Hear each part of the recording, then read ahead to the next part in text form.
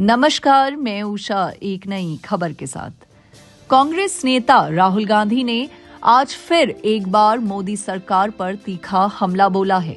उन्होंने कहा कि देश की अर्थव्यवस्था डेड इकोनॉमी की स्थिति में पहुंच चुकी है। राहुल गांधी का यह बयान विशेष रूप से अमेरिका द्वारा भारतीय वस्त्र निर्यात पर 50% टैरिफ लगाए जाने के बाद आया है। उन्होंने इस मुद्दे को लेकर प्रधानमंत्री नरेंद्र मोदी को सीधा जवाबदेह ठहराया।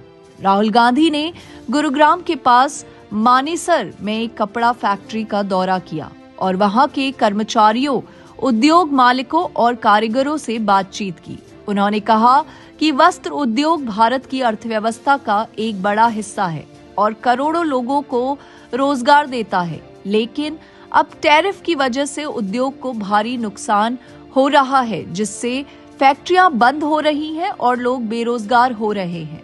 राहुल गांधी ने कहा, अमेरिका ने 50% टैरिफ लगा दिया है। इससे हमारे वस्त्र उद्योग पर बड़ा संकट आ गया है। फैक्ट्रियां बंद हो रही हैं, रोजगार जा रहे हैं और निर्यात में गिरावट आ रही है। यह सरकार की नीतियों का परिणाम है। मोदी जी, आप जवाबदेह हैं। उन्होंने यह भी कहा कि मोदी सरकार ने इस समस्या पर समय पर कोई ठोस कदम नहीं उठाया और न ही अमेरिका के साथ व्यापार वार्ता में भारतीय उद्योगों के हितों को प्राथमिकता दी गई।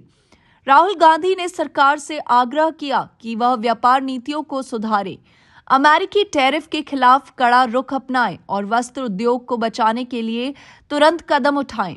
राहुल गांधी का यह बयान इस समय आया है जब भारत और अमेरिका के बीच व्यापार समझौतों पर बातचीत जारी है। उन्होंने कहा कि यदि भारत के निर्यात और उद्योग संकट में रहेंगे तो देश की अर्थव्यवस्था कमजोर होगी और रोजगार की स्थिति और बिगड़ जाएगी। राहुल गांधी की टिप्पणी के बाद भाजपा नेताओं ने भी पलटवार किया। केंद्रीय मंत्रियों ने कहा कि भारत की अर्थव्यवस्था मजबूत है और सरकार निर्यात को बढ़ाने के लिए लगातार कदम उठा रही है।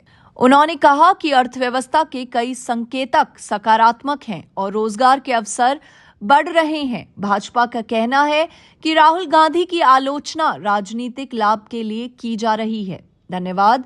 मिलेंगे अगली खबर के साथ।